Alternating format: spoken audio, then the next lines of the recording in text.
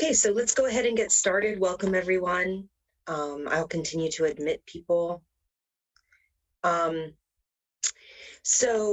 Just a reminder to mute yourself when you aren't speaking. I am muting people as you come in, so just a reminder that you'll have to take yourself off of mute. Please introduce yourself, drop your name, and if applicable, your organization and company affiliation into the chat. Continue to admit people. We're going to have time for Q&A and open conversation at the end. So, make sure that as you listen, you come ready with your questions. We really want to have a robust conversation. And then a reminder that this is being recorded. Thank you to AOC Community Media, as always, for making sure that our meetings are accessible to everyone, those who can attend in real time and those who want to watch the recordings afterward, because we do know that it's the middle of the workday.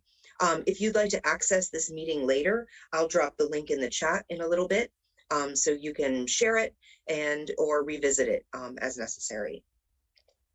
So with regard to ARCH, general updates, we're beginning to sunset our 2-year ESG CV program that's enabled us to house, thousands of people in emergency shelter and move about 1,300 into permanent housing.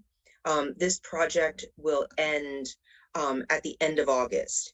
And ARCH has seen, as you all know, tremendous growth. We've gone from 1 staff member to over 25, and we're committed to seeing this program through to its conclusion, but while also we're keeping our eye on the future. And we've been working hard to get the Hearthstone community shelter proposal in front of our local and state elected officials.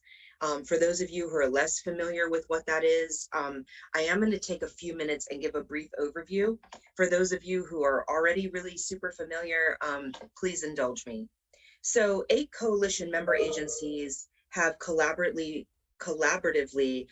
created a joint shelter solution, and they include ARCH, Catholic Charities, Outreach Center, The Hub, Beacon Community Connections, Faith House, Family Promise, and Acadiana Cares. And please note that dozens of additional organizations and businesses and individuals have signed on in support as well, many of you all who are on this call today.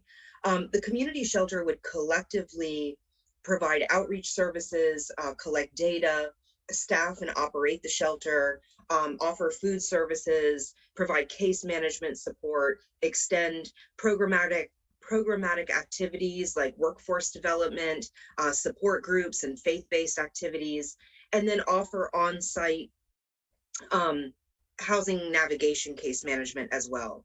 And the space would be a mix of emergency shelter, sorry, I had to admit people, emergency shelter beds, as well as affordable 1-bedroom apartments, as we're looking at long-term fiscal solvency of the shelter. We all know that people in Acadiana are hurting. There's been a significant increase in homelessness and domestic violence at the same time as a dramatic decrease in available shelter beds, and now skyrocketing rental and home buying prices. I think it's important to note that the cost of shelter is approximately $55 per night, whereas the cost of jail is conservatively estimated between $62 and $67 per night, which doesn't include costs like transportation or law enforcement efforts. And the Hearthstone investment over 10 years, which would serve about 400 people per year, would average about $2,750 per person for a 90-day stay, as opposed to $5,850 per person for a 90-day stay in a local jail. And we often get the question, why non-congregate sheltering? It is considered best practice now, although that was obviously fast-tracked by COVID. It was already being studied, and we've seen incredible results locally, but it's happening already all across the country. We haven't waited for funding. We've spoken with LPTFA, who's amenable to taking ownership of the building, which ARCH would then coordinate, oversee, and manage the shelter operations in coordination with those other agencies that I named earlier. And, we've met with commercial real estate agents and builders. We've been working with the Louisiana Fair Housing Action Center and the Louisiana Budget Project. We've had guests, Maxwell and Jackson have been guests recently on the Arch and Arch Acadiana Housing Alliance joint meetings. And we've been advocating with state legislators on the inclusion of housing funds in the 2022 state budget. Just, as a touch point, 82,000 households in Louisiana are still not caught up on rent, and 131,000 households are not caught up on their mortgages. We have not seen the worst of this yet. And right now we have approximately 4 beds for single women in Lafayette Parish available. And we know of approximately 30 children who are enrolled in school, but living in tents and cars. And that doesn't account for the students, the children who are not enrolled in school and therefore harder to track. I am always happy to meet with anyone who wants to talk more about this one-on-one. And I will drop, actually, let me admit, I will drop my personal information in the chat as well. But those of us in this space know that we hear most from our elected officials when they hear from their constituents, right? When someone in their district calls or emails and expresses concern, that's when you really get their attention. So the next step for this shelter is for you to contact your parish council, your city council, your state representatives. We want this to be as easy for you as possible. So right after this meeting, everyone who registered will receive an email and phone call template. You'll receive it in your email, but it'll be an email template as well as a phone call template, as well as contact information for all of your representatives. We really need you now. Okay, we've gotten out in front, we've presented it, but we really need their constituents to say, hey, this is something that we're really invested in. I'm optimistic that there will be a shelter solution and it'll come to be, but regardless, I want to be able to say that it wasn't for lack of elected officials hearing about it. Okay, so please keep an eye out in your inbox today for that information. And then also you'll be receiving information about membership opportunities with Arch. We are a membership organization and we want you to be as involved as you can. So look for that as well as in your inbox. The next meeting will be a joint meeting with the Acadiana Housing Alliance on Thursday, April 28th. It's always the fourth Thursday of the month at noon. And we alternate focusing on Arch and then having a joint meeting with the Acadiana Housing Alliance. It's going to be part 2 of the conversation that we begin today. And one of our guests will be Kirk Trahan, a planner with Lafayette Consolidated Government. And we're going to be able to hear about things that are happening with regard to adjudicated properties. And I really hope that you'll attend. I think that after these 2 months have passed, we'll really have a good understanding of what's going on. And then watch for more interesting things coming from the Acadiana Housing Alliance. And let me or Melinda Taylor know if you'd like to get involved in ways that are additional to attending the bi-monthly meetings. So today we have the pleasure of having Christiaan Mader, founder of The Current, as our guest. And sorry, I am handling a lot of technology right now. Okay, he is an award-winning investigative and cultural journalist. He's founder of The Current, and his work has also appeared in the New York Times, Vice, Offbeat, The Gambit, among many others. And, without investigative journalism, communities at large can often be left in the dark. And it's imperative to a society, right, so that we can make informed decisions and learn more about the world around us. And Christiaan has been particularly interested in the housing and homelessness space and the energy he's been willing to offer, researching and finding out answers with dogged determination is so appreciated and frankly unmatched. And recently he published parts 1 and 2 of a 3-part series on adjudicated properties in Lafayette. And if you haven't read them, I'm going to also drop those links in the chat. And a note that today's conversation does not take the place of reading them and diving into them, but we did want him to come and join us and discuss what he's learned so far and what we can expect moving forward. So thank you, Christiaan, so much for joining us today. Thanks for having me. I really appreciate it. And this is a very, very kind introduction. I'm happy to throw as much energy as I can into whatever topic feels like the community needs. So thanks for having me. So that kind of brings us, I think, to the first part. You know, you begin this 3-part series with the Holy Family situation. Mm-hmm. And I was wondering if that's what piqued your interest in this topic. And if not, you know, what made you want to take a deep dive? So the short answer is I didn't start with Holy Family. In fact, that came from a lot of research, kind of like digging through ordinances and trying to figure out, okay, who's actually getting their hands on adjudicated properties and how, right? So my interest in this actually came from, kind of just generally becoming interested more in housing issues, economic development issues on the north side, and becoming aware of some of the work that Habitat for Humanity had done in collaboration with the Convise, and kind of getting to understand that, you kind of have these legally complicated, blighted properties that just were scattered around town. And yet here was, in the example of Habitat for Humanity, like a nonprofit organization that had found a way to sort of like do something with some of them, right? Which I thought was pretty interesting. And I just also kind of, for whatever reason, have a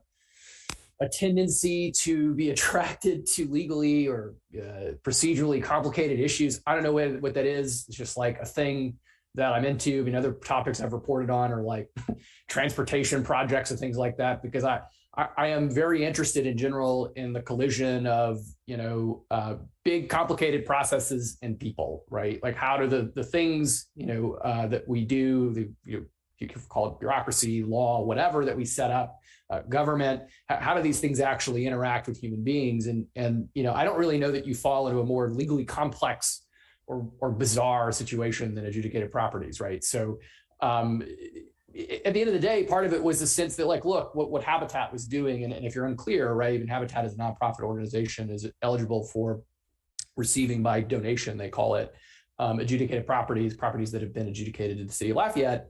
And they've been able to move a handful of them along, in addition to other groups, I should say. And so it struck me that there was, at least in at a small scale, a solution emerging to a problem, right? And I wanted to know more about it. So that's actually where I started. And in trying to figure out a good example, like be able to tell people, hey, illustrate this point. How does this process work? We understand what happens. I started looking for organizations or people that had recently applied for and received adjudicated properties. And the interesting thing here is it's something we've only really begun doing in the last 3 or 4 years.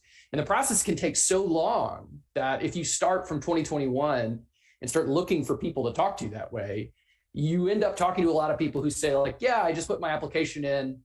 Maybe there'll be a property on the other end of this in a year or 2 years or 3 years, right? So I had to start going backward and, each year, like pouring through the council's previous agendas and minutes to find, all right, when has the council approved anything? And I just landed on Holy Family. I was like, oh, geez, that's a pretty big scale project. This was a couple of years ago. I bet you they're at a stage now where they're actually moving some dirt. So I should go talk to them. And so I did. And what I found was actually pretty interesting, but it took me a while to find them. That's, I guess, another way of saying it.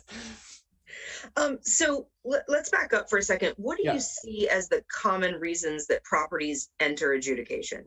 So I think, let me back up here a little bit. And for folks that aren't just generally familiar with the term, like, I think you kind of have to define what an adjudicated property is. And as I've been reporting this, I've gotten more and more clarity about just why this is so complex, right? So we as just, I think, general public generally just sort of says adjudicated properties, and we tend to mean tax foreclosed properties, right? Or properties that are blighted and abandoned. We have a lot of different ideas in our minds about what they are, but adjudicated property in its most strict definition is a property that went to tax sale and nobody bought it, right? And that is a very specific procedure, right? So what ends up happening, right? So this is all to answer the question in 2 ways, right? So in a very real sense, the reason why a property becomes adjudicated is because people, for whatever reason, people fall down on their taxes, people don't realize that they have it, and then it goes to tax sale, and no one buys the lien, right? And then it becomes what's called adjudicated, which, as you should know, in Louisiana is basically the only state that does this, right? Which creates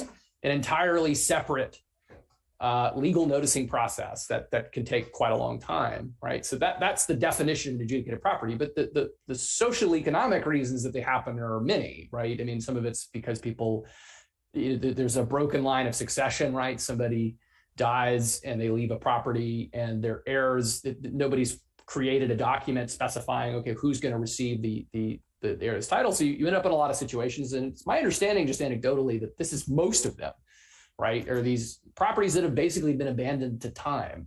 Somebody dies along the way and there's a generational property that has mounting tax debt and liens on it because no one's taking care of it, because a lot of people don't realize that they own it, right? And so you end up in these very complex situations where, because of the way Louisiana writes property rights law, you're responsible to go and chase these people down. In other words, it puts a lot of emphasis on trying to find folks who have legal claim on the property, which is another big reason why it takes forever for them to process. But look, the principal reason it happens, like if you want to kind of boil it down, is because taxes go unpaid, they go to a tax sale, and nobody buys the tax lien, right? And in Louisiana, what ends up happening is once it hits that side of the process, once it becomes adjudicated, there is a statutory requirement for a certain period of notice that can range from 1 to 4 years, right?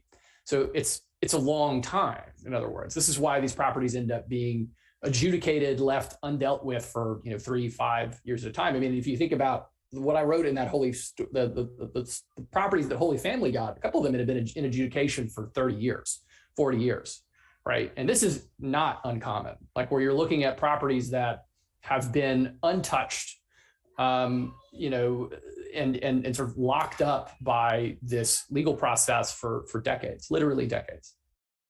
Yeah, I was really stunned by the 1983, 85, 89 numbers especially in that first of the 3 series. So do you know how many properties are in adjudication right now?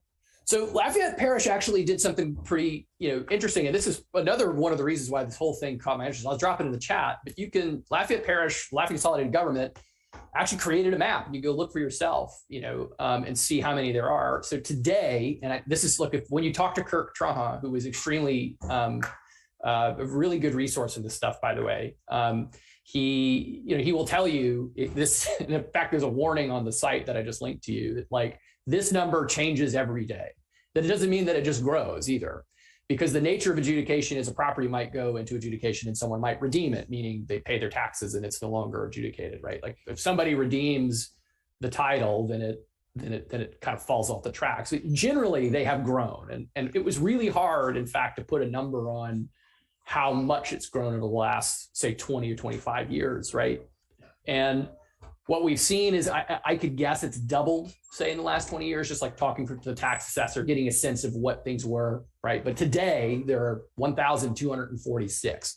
I'll tell you just anecdotally, when I first became interested in this subject a couple of years ago, before I started reporting the story, but was just kind of interested in them, then the numbers were above 1,500. I mean, so they have chipped away at them. And that was a big impetus for why I started writing this, was like, well, it looks like they're doing something, right? So what's happening here? Why are we suddenly starting to move these properties? And, in your research, what are the consequences, from your perspective, what are the consequences of that, high number of adjudicated properties?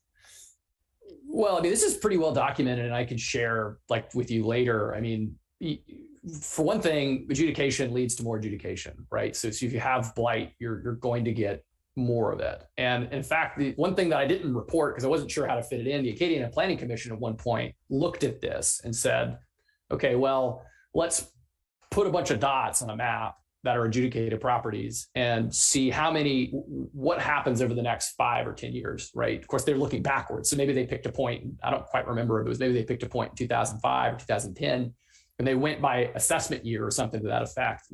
And they saw that there was a locus, right? Like there was a sphere of influence, in other words, around an individual adjudicated property that showed in Laplace, the Laplace neighborhood, that the more of them you got, the more of them you get, right, over time. And blight and abandonment generally, right? So to the extent that these are overlapping concepts, right? Adjudicated property doesn't necessarily mean that it's blighted, but but a blighted property is very likely to be adjudicated, right?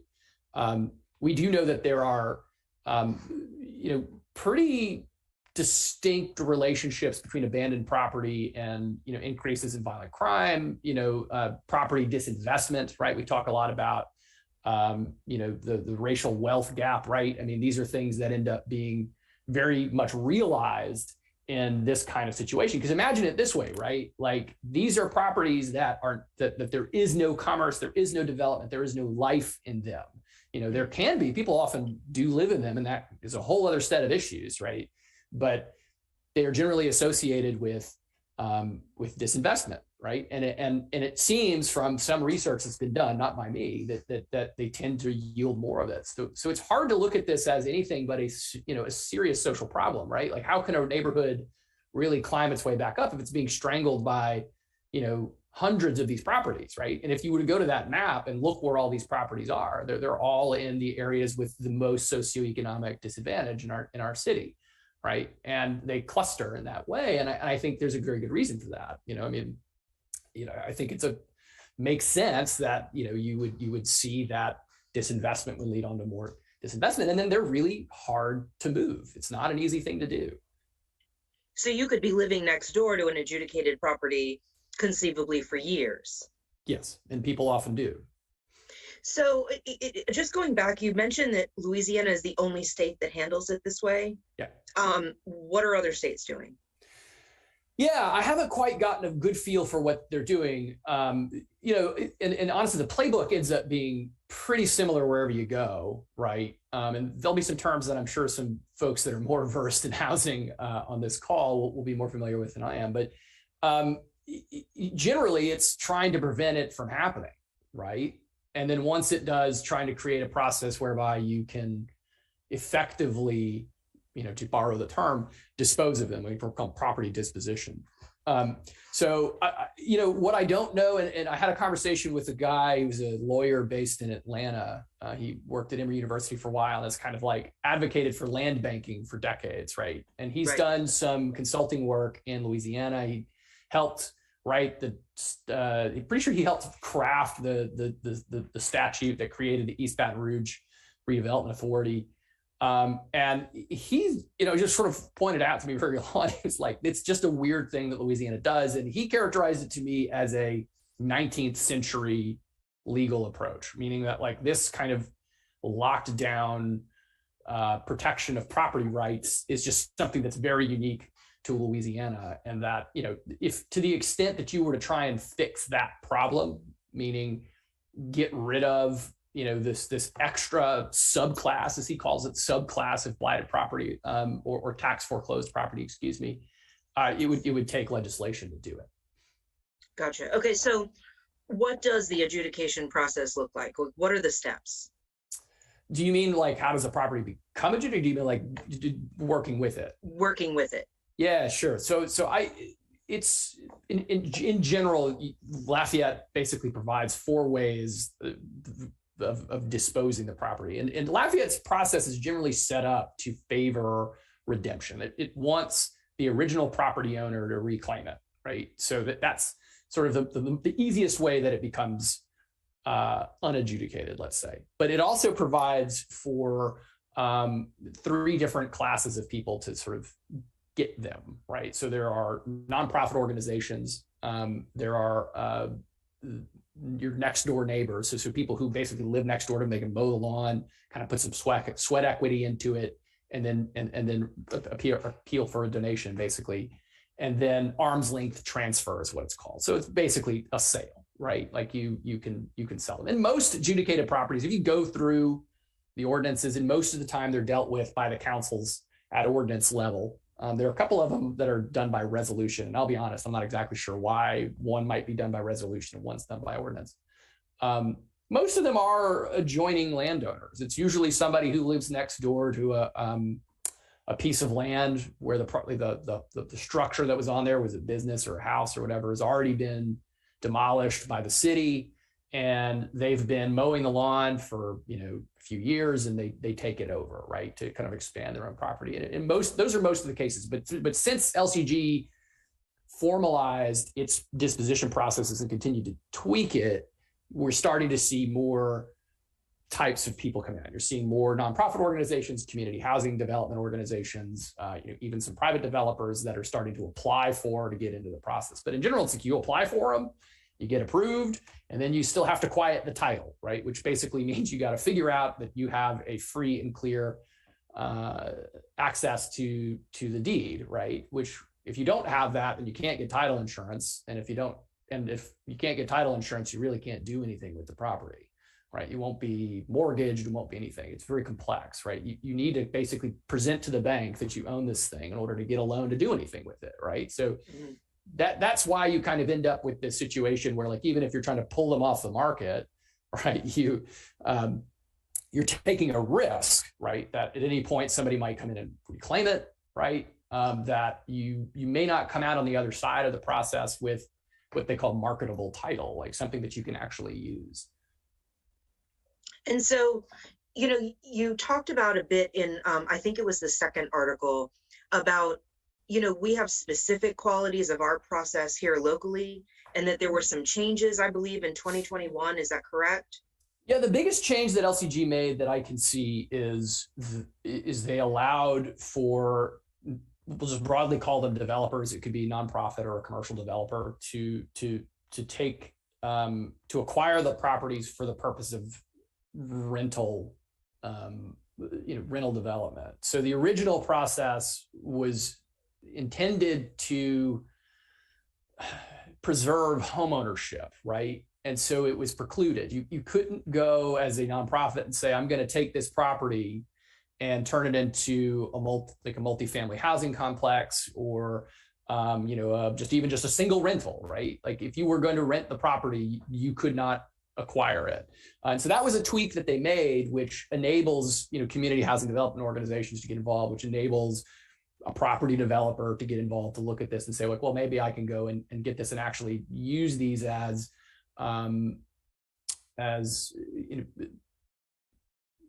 commercial property to some extent, right? But that was blocked out of the ordinance, as I understand it, at the beginning. But so that was the biggest change that they've made. It's hard to say for sure whether that's really spurred a lot more applications. I mean, honestly, I feel like the biggest factor that we're seeing in seeing more people come forward, and one, there's just more awareness of it now. Lafayette's disposition ordinance was completed in 2018, I think, as I have to go back and check my work here. And you can kind of see a ramp up that happens year over year. And I think you can attribute a lot of that to just people becoming aware that this is a process they can get involved in. And how is what Lafayette is doing, how does it differ from what other communities in Louisiana are doing? So broadly speaking, and this is going to be the subject, I believe, of the last story, which I'm still very much reporting, is other communities use redevelopment authorities primarily to deal with this issue, right? Which is a particular legal instrument. And some communities, by way of state law, right? So this goes back about 10 or 15 years, had legislation passed that enables them to create these redevelopment authorities. Lafayette has one too, the North Lafayette Redevelopment Authority, that was created around the same time, I think, as the East Baton Rouge Parish Redevelopment Authority. And this is a little bit of an arcane legal thing, but the language in a redevelopment authority enacting the legislation basically allows the redevelopment authority to cut the line in the tax sale process, right? So one of the major recommendations which you would get out of a guy like Frank Alexander, who is the Emory Law professor that I interviewed, is you want to figure out how to stop a property from becoming adjudicated to begin with, right? Assuming it's inevitable, right? It's like I mentioned, in a lot of cases, properties become adjudicated, people redeem them, right? And that's good. You want people to keep their property, right? But to the extent that you would want to prevent this sort of longer process of notification, this longer, more complex legal requirement from getting triggered, right? A redevelopment authority can basically cut through that process by tendering what they call a credit bid, basically, which is they go to the tax sale and they say, we're going to take that property. And they get to do that before a private developer of any sort gets involved. And so what they do is, sometimes you call this land banking, right? And they're all concepts that are sort of adjacent to each other and have overlap. But in principle, what you're doing with the redevelopment authority is you are taking over these properties that nobody wants, right? And sometimes you're taking over properties that are valuable or have use, and trying to redevelop them, right? And so the basic mechanism that they call it's called cherry picking, right? You're going in and you're sort of cutting the line with this entity, a legal entity, and they can do lots of things. They can assess property taxes. They can, it's an authority. You have to kind of look through the statute to see what they do. No two redevelopment authorities are necessarily created the same, but the principle of it is it's a legal mechanism, right? An agency that's usually affiliated with the government, doesn't necessarily have to be, and it provides a conduit to manage or deal with these more complex properties too, right? So one of the other issues that you run into is when you're dealing with a property once it's become adjudicated, this is extremely expensive to get your hands on it, right? Legal fees can be thousands of dollars, and you're talking about a property that might be worth less than $10,000 and have $30,000, $40,000 worth of liens on it, debt, right? In the form of taxes. The LCG cuts its grass, they throw a charge on that. If they tore the house down, they throw a charge on that, right? All these things become part of the debt on that property. So getting through that whole process, right, is going to take a lawyer in most cases, and that's expensive, right? So a redevelopment authority, if it's properly staffed, right, can have some of the resources that are needed to help manage that. And so it kind of, think of it as almost like a clearinghouse, right? They're able to sort of take over some of these properties. They don't get all of them, to be clear, right? It's a strategic thing if they're smart, and put the community in a position to actually put these projects back in play, right? And so, you can look over at East Baton Rouge Parish, the EBRRA is what it's called. Now it's called Build Baton Rouge, which was rebranded. New Orleans has the New Orleans Redevelopment Authority, and all these were created around the same time and do basically the same thing. I mean, if you want to kind of stay really high altitude. And, you can kind of Google build Baton Rouge and see some of the things that they've been up to. But in principle, right, it becomes the different development player, and they can take different shapes and sizes. So what role do you see, like, our disposition process, the redevelopment authority option playing in gentrification? Because I know that that's one of the concerns when you just open up a property to be purchased by whomever. Yeah. So look, that would be the risk that you face generally at tax sale, right? And so you get, lien speculators and things like that could come into the market and try and buy them up. I think something that's kind of interesting, and I wrote in the second thing that, Lafayette's process was slow sort of by design, is that there's a lot of things that are going on in there that I think are intended to forestall that issue, right? Where you don't create just sort of like an open market, and you have sort of this tiered disposition process. Look, I think it's a legitimate concern, and certainly I think that's the gentrification is, and that's I think I know it influenced the drafting of that ordinance as it is.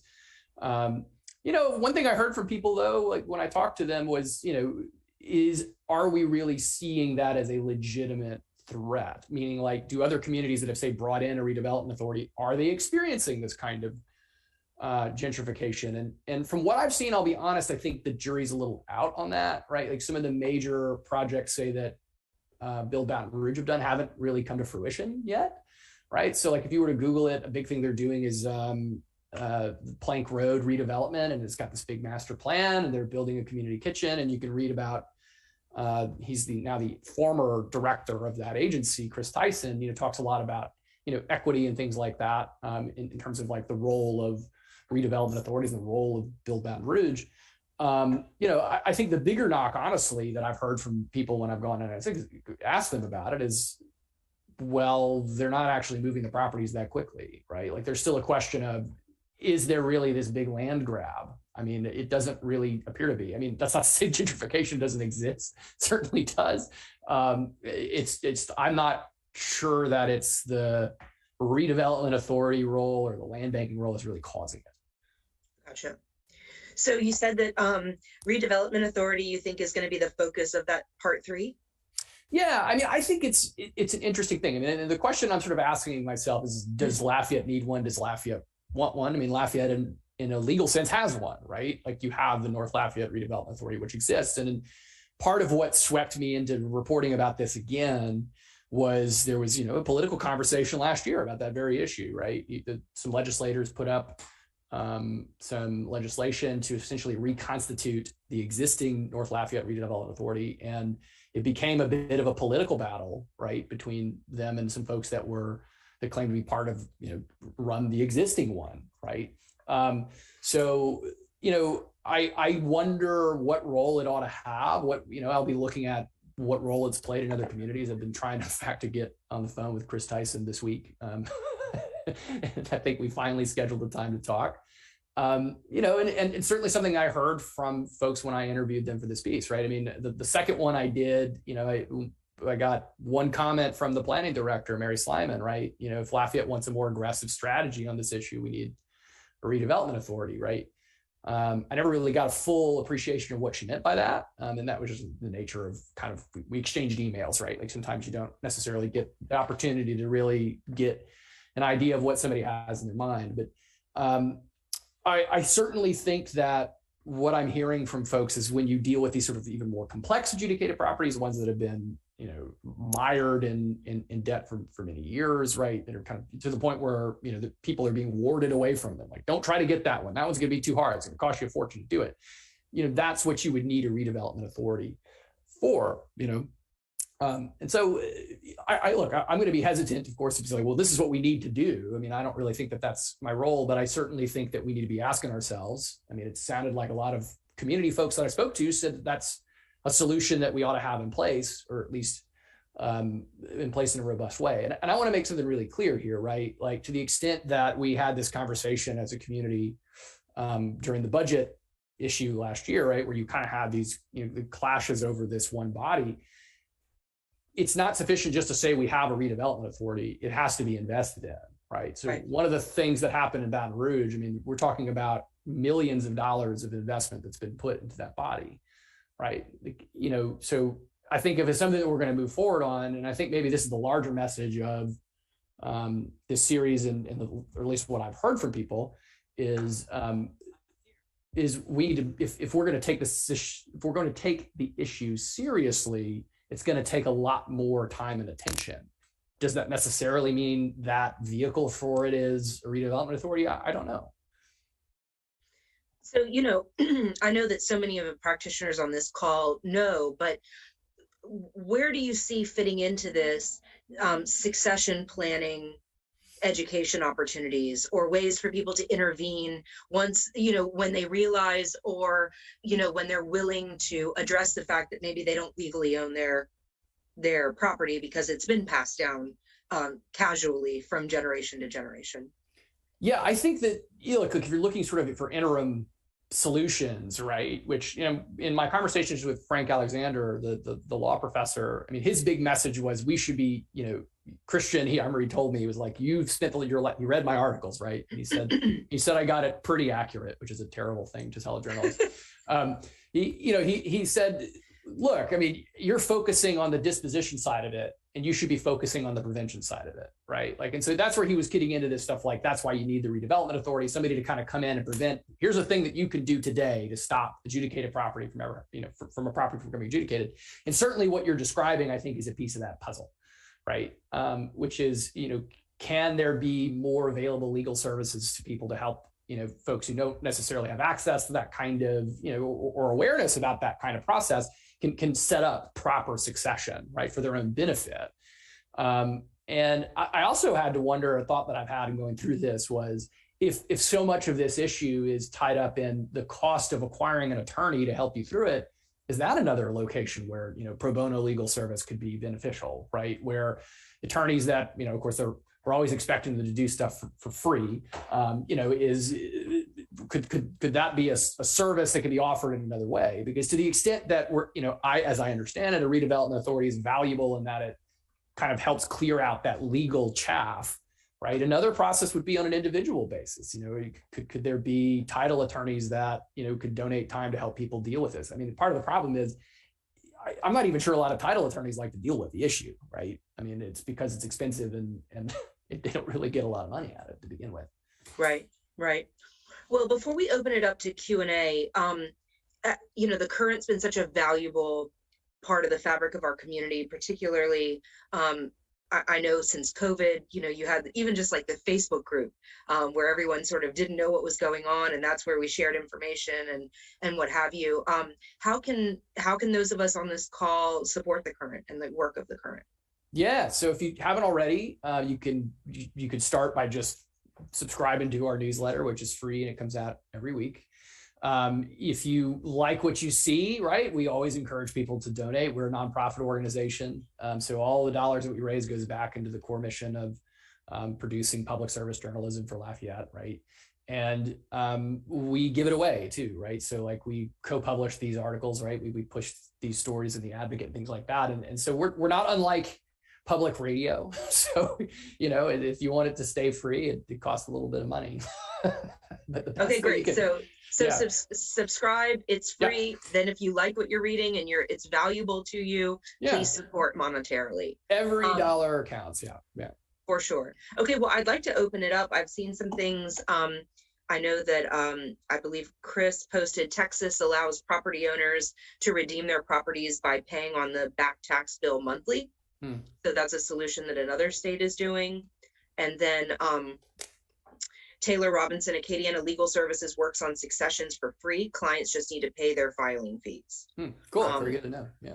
But also important to note that Acadiana Legal Services, is our one sure. avenue for that. And I know that there are times, particularly during waves of eviction and what have you, that they're particularly taxed. So so does anybody have any questions, comments that they'd like to share with the group or with Christiaan?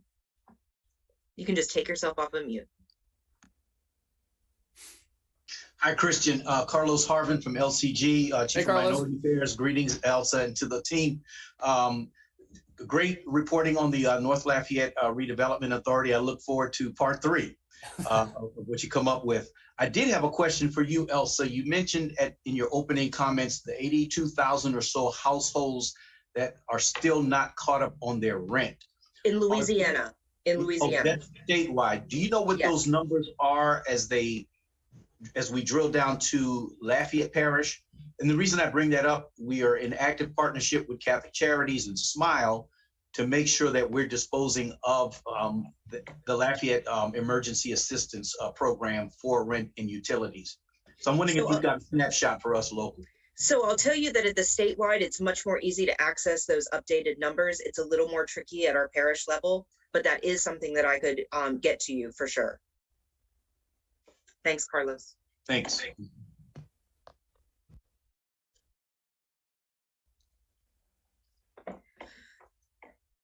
Anybody else? This has been so informative. I really appreciate this, and I look forward to next month as well, continuing this conversation. Damien, Civic Source sells adjudicated properties. Any word if Lafayette Parish will allow Civic Sources to sell properties? Yeah, so this has come up a couple times, and I think it's important to understand that Civic Source basically is a marketplace, right? Like, so think of it less as like your legal solution, right? But like once you've created your legal pathway, they're more of a service provider, right? So I have heard, and I'll tell you, I hadn't like gone and followed the trail too much, that Civic Source has approached Lafayette in the past, right? I don't know necessarily why that fell down or what was, who was necessarily behind it. And look, I mean, there were a couple of people who brought that up, that they felt like it was used as a service to great effect in New Orleans, and so ought to be implemented elsewhere. But I don't know that's on the table or not. It very well could be, but I haven't heard that. Hello, this is Dana. I actually met with someone at LCG recently, and I asked that same question, and he told us that is not an option. And it appeared to me that they are not even interested in entertaining the idea. Well, Dana, I hope that you can join us next month, and maybe we can continue that conversation as a group. Yes, ma'am. Thank you. So one thing to consider, right, with an option like Civic Source, right, is they basically break up their market into two different groups. Like they're going to sell, they manage the tax sale element of it, and something that we often kind of, certainly something I misunderstood when you're dealing with tax sales. A lot of times people aren't actually buying the property because they want the property, they want the lien, right? They're going to go and scoop up a property that they think will be redeemed. And so you're basically buying the right to be the debt holder, right? And so if somebody comes in and says, all right, well, I'm going to pay my bill, then that goes, the person who sort of speculated on the likelihood of your redemption gets paid out, right? So Civic Source does a number of different things, and I'm not exactly sure what the pushback is on the LCG side. I mean, it may well be that, they like the process the way that it is, or they feel like, look, if you kind of, again, sort of open up that process in a way to make it easier, then you're going to get more bad actors, let's say, or people who are from out of state or something like that. I mean, that's what it appeared to be to me, Mr. Christian. Sure. Yeah. That they wanted to be able to control who was going to purchase the property. I think it was something more to the effect of they didn't want slumlords. Sure. Basically, that's what the problem was. Okay.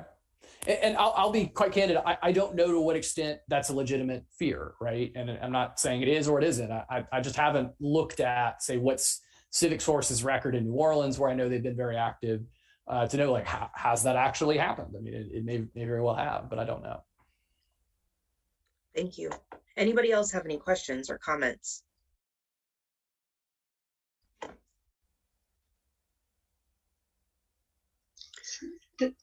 This is Jody Ware with Rebuilding Together Catholic Charities.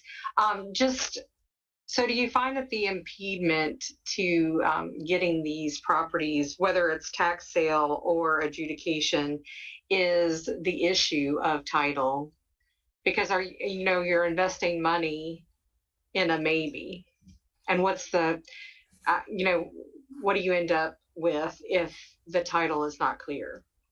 That is 100% the issue in a nutshell. At the end of the day, what you're trying to do with this process is would clear the title out, so that if the original owner is not going to come back and redeem it, then the next person can have it without any doubt, right?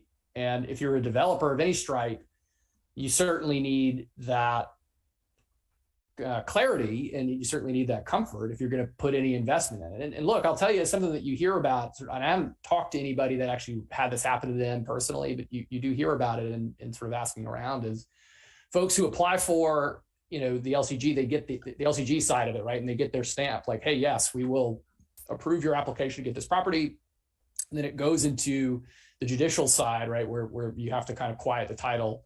And you've spent all of this money on the application, the legal fees to get everything searched out. And then, at the end of the day, somebody comes and claims it and you're out several $1,000s in legal fees, right? I mean, that is a legitimate risk that occurs. And so it is, when it all said and done, it all comes down to the title issue. It's bad title that goes in, and you need good title that come out. Well, and we ran into that a lot when trying to acquire property in the Laplace neighborhood for infill projects. So, I mean, it is definitely an issue. Successions and things of that nature don't happen. Yeah. So, I mean, I think part of the logic with, say, something like a redevelopment authority becomes you have an entity that it's easier for it to accept the risk, and that there's statutory language, right, that sort of adds a layer of protection to it that it's not afforded the rest of us, right? So you're creating an agency or a body that can do that work and sort of ease the burden from the folks that are going to come around and actually acquire them.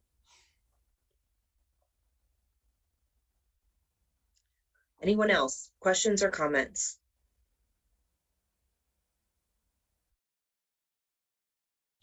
Well, Christiaan, thank you so much for joining us today. It really has been so incredibly informative and really a great jumping off point for continued conversations. And again, don't forget, subscribe, to the current, it's free. And then if you are benefiting from the work that they're doing, please support them monetarily. And so I do want to open it up for just any announcements. I'm going to start because Clancy prompted me actually. So Share House, you know, as we're sunsetting this ESGCV program and we're aggressively moving people into permanent homes, we really need support in the way of beds, bedding, towels, couches. So if you have replaced something recently, or one of your neighbors, you know, I see in my neighborhood group that, hey, I've got a bed, don't forget to suggest Art Share House. We do pickups when people are not able to bring them. Of course, we prefer people to be able to deliver them, but we will do pickups for people who don't have couches. I mean, I'm sorry, trucks. So does anybody else, any other agencies, organizations have any announcements they'd like to share?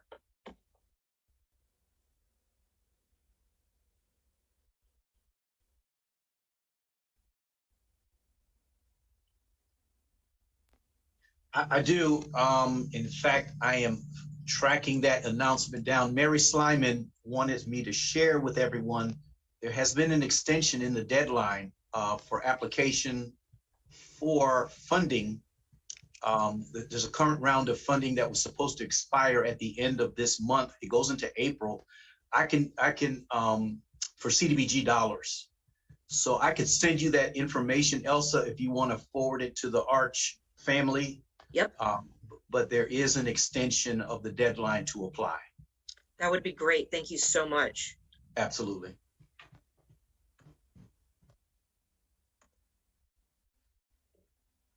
Anybody else?